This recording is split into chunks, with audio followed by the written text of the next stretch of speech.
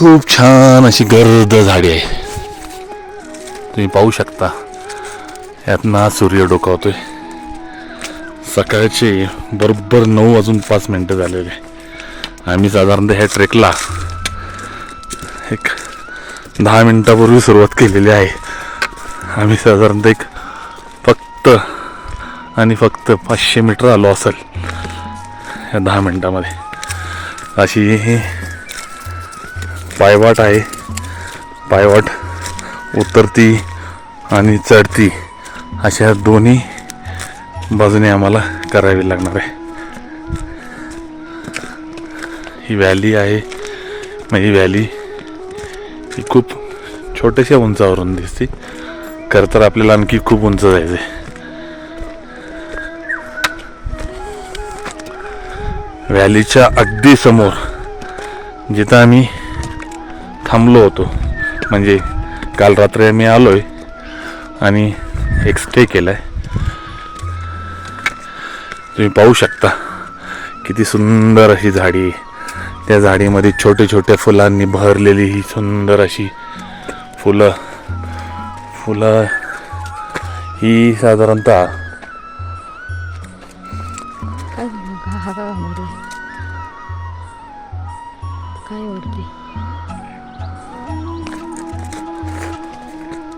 चल चल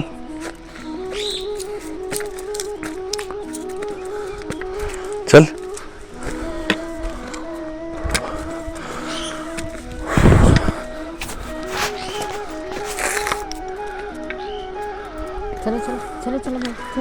चलो चलो चलो. थोडासा दम लागतोय. हे अशी समोरची बाजू जिथे आम्ही काल स्टे केलाय.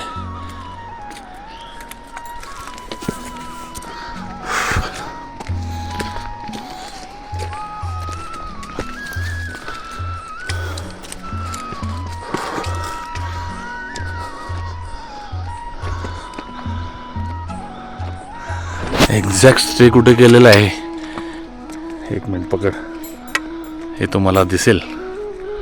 थोडंसं झूम करून बघूया आपण, दिसतंय का?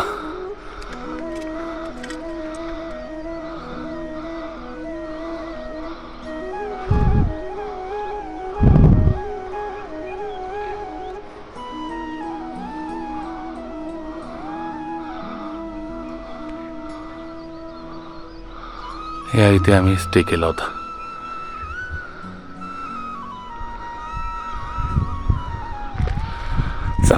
थोडंसं आपण 1-2 मिनटाचं रिलॅक्सेशन झूम करताना.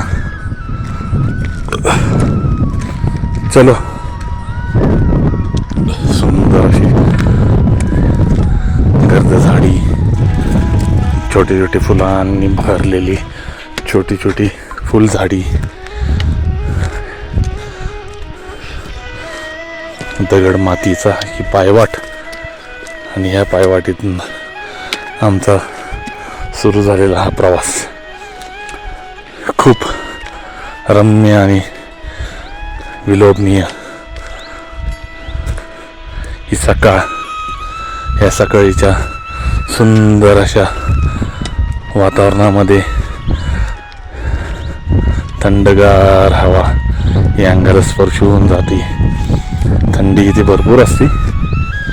आता दिवसाचं तापमान हे थोडं बऱ्यापैकी आपल्याला सूट होईल असं आहे. गुलाबी थंडीतलं जे तापमान असतं असंच तापमान मग जणू काही.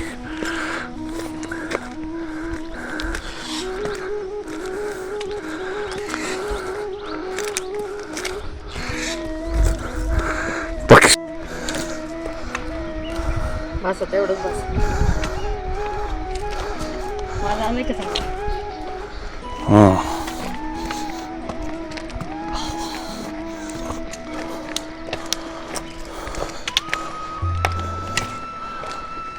चलो चल बाबा.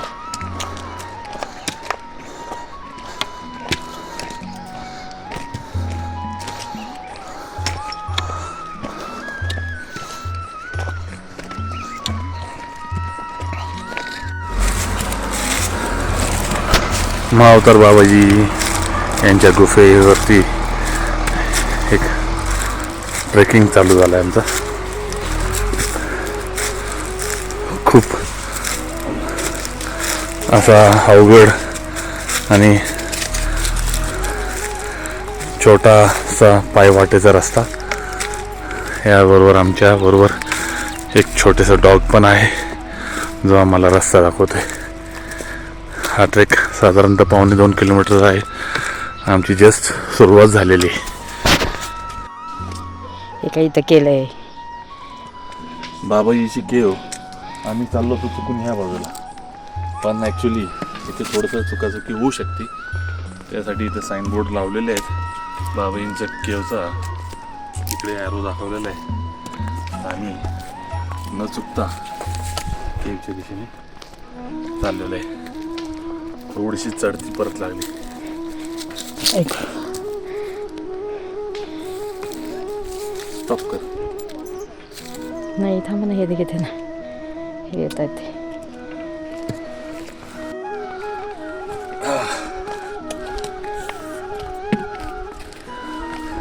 असा हा सुंदर ट्रेक खूप छानपणे आम्ही अनुभवतोय. मस्त अशी सगळीकडे झाडी आहेत.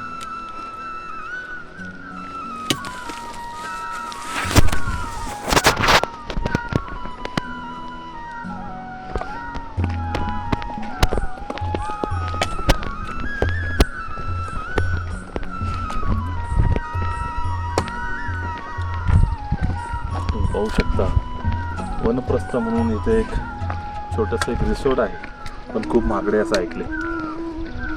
आणि या रिसोर्टच्या बद्दल आम्हाला आणखी काही बाकी माहिती नाही. फक्त ऐकलं आहे एका रात्री ते 12,000 रुपये फक्त स्टेला घेतले जातात.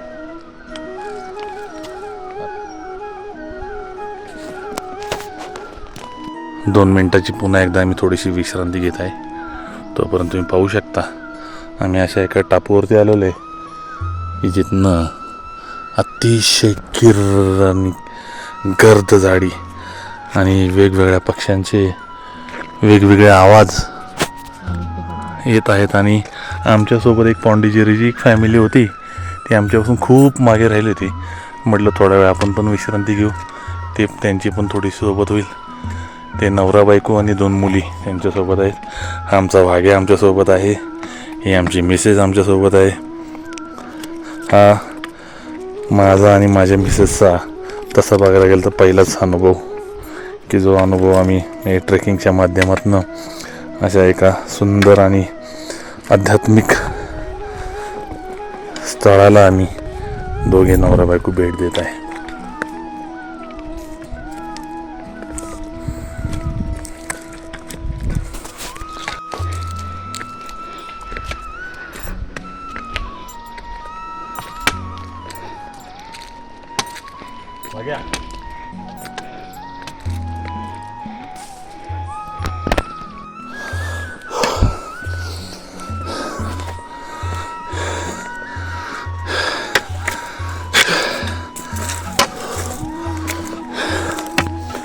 थोडासा श्वास वाढलाय, श्वासाची गती वाढलेली, पण एक एक्साइटमेंट आणि बाबाजींच्या दर्शनाची उत्सुकता पोटी ताकद पण मिळते.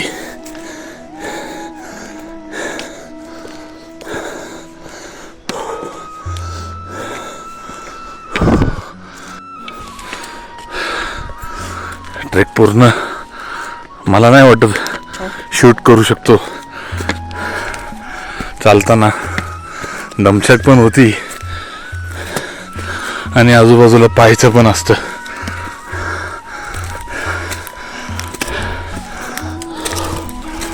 थोडंसं पायरी वजा रस्ता. वाघे आमचा गाईड आमच्यासोबत आहेच.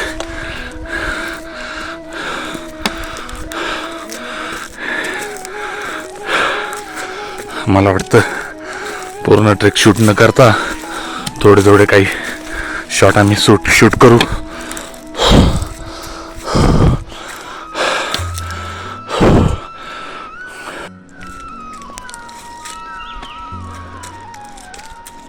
व्हिडिओमध्ये आलो पाहिजे असं आमच्या पत्नीचं म्हणजे आमच्या सौ म्हणजे आमच्या स्वीटहार्टचं म्हणजे माझ्या बायकोचं म्हणणं होतं. म्हणून ती 5-10 पावलं पुढे एका चढीवरती थांबली आणि मला शूट केले तिने.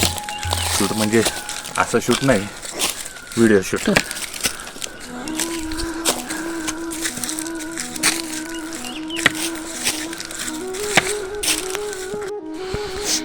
तुम्ही पाहू शकता वाघ्या. आम्ही याला आम्हीच नाव ठेवून टाकले वाघ्या. उत्तराखंड मधला वाघ्या. थोडं आम्ही 5-1 मिनटं विश्रांती घेतो. खालची फॅमिली पण चुकली होती कदाचित, त्यांना आम्ही आवाज दिले. ते जसं मी तुम्हाला मागाशी म्हटलं, इकडे एक रिसॉर्टचा बाण आहे पण लोक चुकून त्या बाणाकडे जातात आणि इकडे गुफाचा बाण आहे. आम्ही पण 2च पावलं पुढे गेलो नंतर लक्षात आलं की अरे नाही, इकडे नाही, इकडे जायचं आहे आपल्याला. मग आम्ही वरती आलो पण ते आमच्या नंतर मागून त्या बाजूला चालले होते म्हणून आम्ही त्यांना आवाज दिला आहे. पण तरी पण ते अजून आमच्यापर्यंत पोचले नाहीत. एक 5 मिनटं आम्ही त्यांची वाट पाहतो आणि आम्ही आमच्या पुढच्या प्रवासाला लागतो. सोबत कोणतरी असलं तर एक बरं असतं, थोडेसे गप्पा वगैरे. आमच्या मॅडम आहेत सोबत पण त्या गप्पा कमी. बहुतेक खालून आवाज येतोय काट्यांचा. ही फॅमिली आलेली दिसती, तुम्ही पाहू शकता.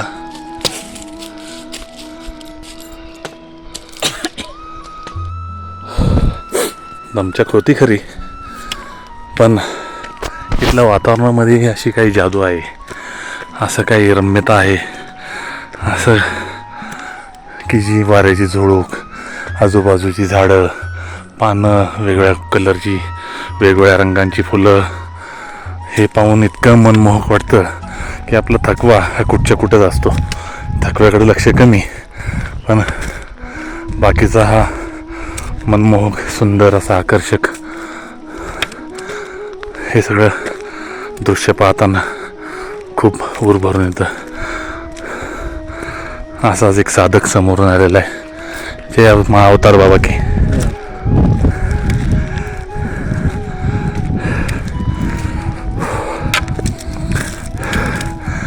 आता बराच वेळ आम्ही एक चांगला चल इकडे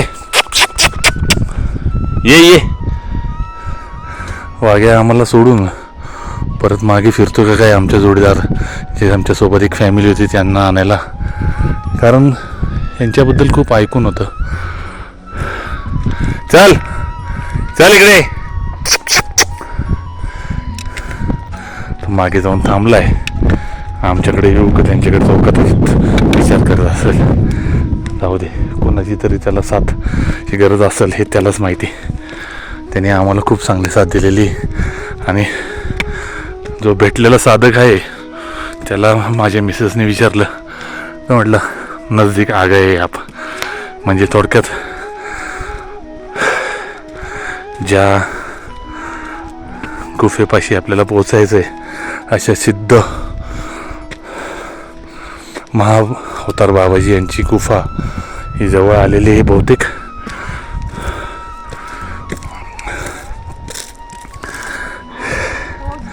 हे आमचं नशीब आध्यात्मिक उन्नतीसाठी कदाचित बाबांनीच आमची निवड केलेली असावी म्हणून आम्ही या बाजूला आलो आणि खूप आनंद होतोय. तुम्ही पाहू शकता वे टू बाबाजीच केव. वाघ्या पुन्हा आलाय आमच्यासोबत.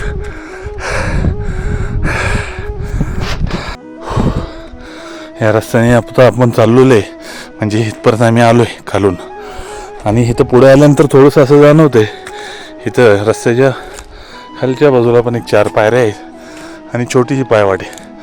माझ्या मते हा शॉर्टकट जरी असला तर खूप खूप म्हणजे खूप अडचणीचा असेल. तुम्हाला दाखवू शकतो थोडंसं थांबून. हे बघा, म्हणजे हा जो पायवाट आहे तुम्ही नीट पाहू शकता. खाली खोल दरी पायवाटेच्या बाजूला, त्यापेक्षा थोडंसं लॉंग कट असेल कदाचित आम्ही आलेलो, पण जसं आम्ही ॲरो दाखवलेले आहेत त्या ॲरोच्या दिशेने चालू आहे, कुठलाही शॉर्टकट न घेता, कुठली रिस्क न घेता. जय महाअवतार बाबा की. असं ऐकलं खरं त्यांच्याकडून की जवळ आलोय, पण पुन्हा सपाटीचाच रस्ता आहे. काही अंतर जो थोडासा चढतीचा आहे आणि लांबूनच पुढे परत काही पायऱ्या दिसतात. म्हणजे केव मला असं वाटतं थोडं अंतर अजून दूर असावी.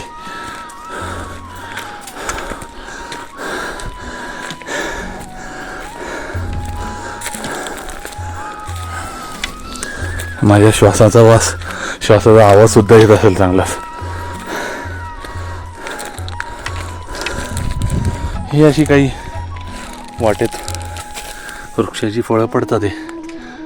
एक दोन फळं मी पिशवीत घेतलीत माझ्या बॅगेमध्ये. तुम्ही पाहू शकता रंगीबिरंगी भरपूर लाल पांढऱ्या फुलांची छोटी झाडी आणि वेगवेगळ्या पानांची झाडी. साधारणतः असं म्हटलं तर देवदार, सुरू अशा झाडांनी हे भरलेलं जंगल.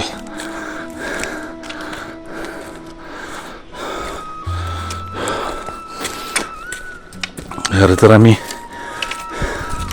नैनिताल, कैचीधाम,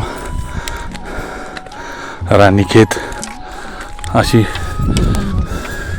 स्पिरिच्युअल ट्रिप करायला म्हणून, स्पिरिच्युअल आणि ट्रिप करायला म्हणून आलो होतो, पण आम्ही अजून नैनितालला गेलो नाही. कैचीधामवरून काल रानीखेत, काही देवीची मंदिरे फिरलो. त्यानंतर महाअवतार बाबांची गुहा ही इथे भेट देण्यासाठी, दर्शनासाठी आम्ही आलो. मध्ये आम्हाला महाअवतार बाबांचेच एक अवतार हेडाखान बाबा यांच्याही मंदिराला आम्ही भेट दिली. खरं तर हे जे मी बाबा म्हणतोय यांच्याबद्दल अलीकडेच आपल्याला खूप माहिती यूट्यूबवरती मिळाली, म्हणून मला इकडे येण्याची उत्सुकता झाली. थोडंसं झाडाला टेकून थांबतोय. पुन्हा बोललो, सॉरी, पुन्हा थांबायची गरज नाही. बहुतेक ही केव म्हणू काय ही आलेली दिसते.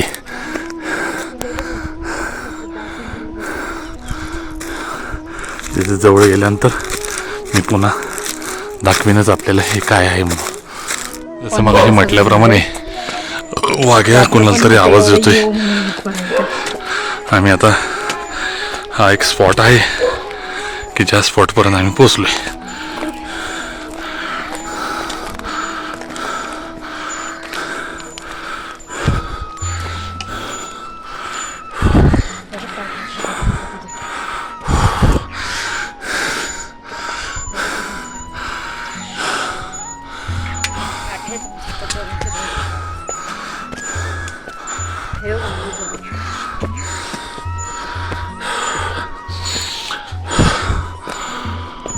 वेलकम टू स्मृती भवन. महाअवतार बाबा स्मृती भवन म्हणून असं हे ठिकाण आहे. बहुतेक इथं योग साधना, क्रियायोग ह्यासाठी सेंटर बनवलेलं आहे. म्हणजे अजून गुहा लांबच आहे. इथं आपण विचारू यांना, गुहा कहाँ पे और ऊपर है? 5 मिनट है क्या? ओके. ये चीज़ क्या है? ये स्मृति भवन यानी कि ध्यान मंदिर. ओके, धन्यवाद. हे स्मृती भवन आहे. इथे एक छोटंसं ग्रंथालय आहे. महाअवतार बाबाजींच्या बद्दल अनेक हिंदी, इंग्लिश असे बुक्स इथे तुम्हाला पाहायला मिळू शकेल. मी इथलं एक बुक घ्यायचं आहे असा विचार केलेला आहे. अनेक सिद्ध थोर साधू संत पुरुष जसे की लहरी महाराज, युक्तेश्वरानंद असे अनेक सिद्धपुरुष जे महाअवतार बाबांचे शिष्य होऊन गेलेले आहेत, यांची सुद्धा काही पुस्तके. त्यातलं मी आज महाअवतार बाबा यांचं थोडीशी आपल्यालाही पूर्ण माहिती असावी म्हणून एक पुस्तक विकत घेणार आहे. चला, आतमध्ये एक ध्यान मंदिर आहे, जिथे ध्यानासाठी लोक बसतात. केवमध्ये सुद्धा जिथे महाअवतार बाबांनी केवमध्ये ध्यान केलेलं आहे, अशा ठिकाणी सुद्धा लोक ध्यानाला बसतात. इथली वाईब म्हणजे आपलं इथलं वातावरण इतकं पॉझिटिव्ह आहे की तुम्हाला इथे दमछाक हा प्रकार जरी असला तरी ते इतकं अट्रॅक्ट करतं की मनाला एक वेगळीच प्रसन्नता, एक वेगळंच चैतन्य इथे आपल्याला प्राप्त होईल. महाअवतार बाबांच्याबद्दल आपण जास्त काही बोलू शकत नाही, कारण थोर योगी संत पुरुष यांच्याबद्दल आपण काय बोलणार. यांचं एक दर्शन मात्रच आपल्यासाठी एक खूप मोठी पर्वणी.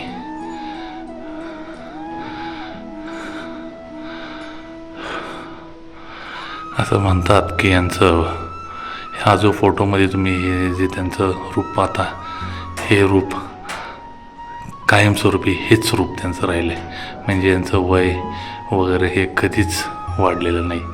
आज 2000 वर्षे होऊन गेलेले महाअवतार बाबा आजही आयात आहे.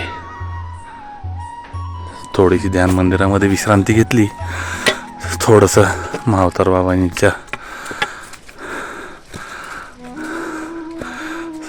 फोटो समोर बसून डोळे झाकले आणि थोडं शांती मनाला प्राप्त झाली काय म्हणायची, तर ऑलरेडी सगळं शांत आहे. इतकं प्रचंड शांत, इतकी पॉझिटिव्ह वातावरण, इतकं पॉझिटिव्ह वाईब्स आहेत. म्हणजे हे कुणी सांगायची गरजच नाही. इथं आलं की खरोखर ते अनुभवायला मिळतंच.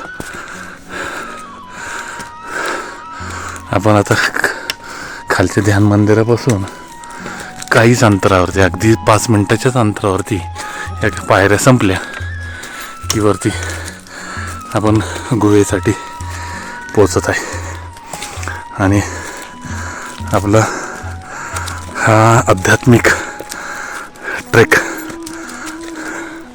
गुहेपर्यंत गेल्यानंतर संपून जाईल.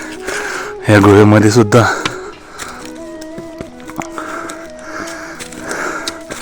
लोक ध्यान लावायचा प्रयत्न करतात, ध्यानस्थ होण्याचा प्रयत्न करतात. आपण हे करू.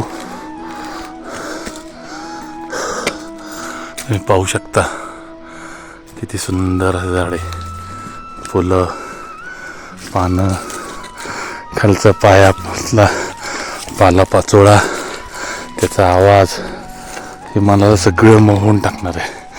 असं म्हणतात इथली झाडं, पानं, फुलं हे सुद्धा बोलतात. आणि खरंच असा भास होतो देखील.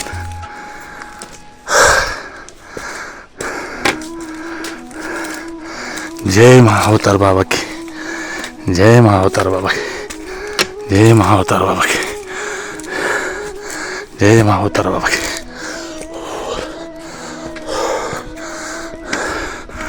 तुम्ही पाहू शकता शेवटी आपण या केवपाशी पोचलोय. हा त्या केवसाठी दिलेला बोर्ड, होली केव of Shri महाअवतार Babaji. This is the Holy केव वेअर श्री महाअवतार बाबाजी इनिशिएटेड श्री लहरी महाशय into Kriya Yoga in 1861. This cave should be used only for meditation. Yoga Satsang Society of India. Iti cave.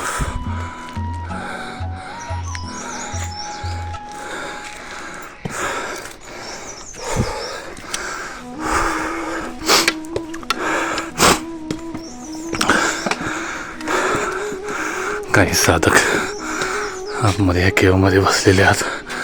हे केळ जरी बाहेरून थोडंसं याला फक्त थोडेसे बांधकाम केलेले, पण आतून बांधकाम म्हणण्यापेक्षा फक्त बाहेरची भिंत प्लास्टर केली, दगडांनी प्लास्टर केलेली, आणि आतमध्ये ही अशी केळ, नैसर्गिक केळ.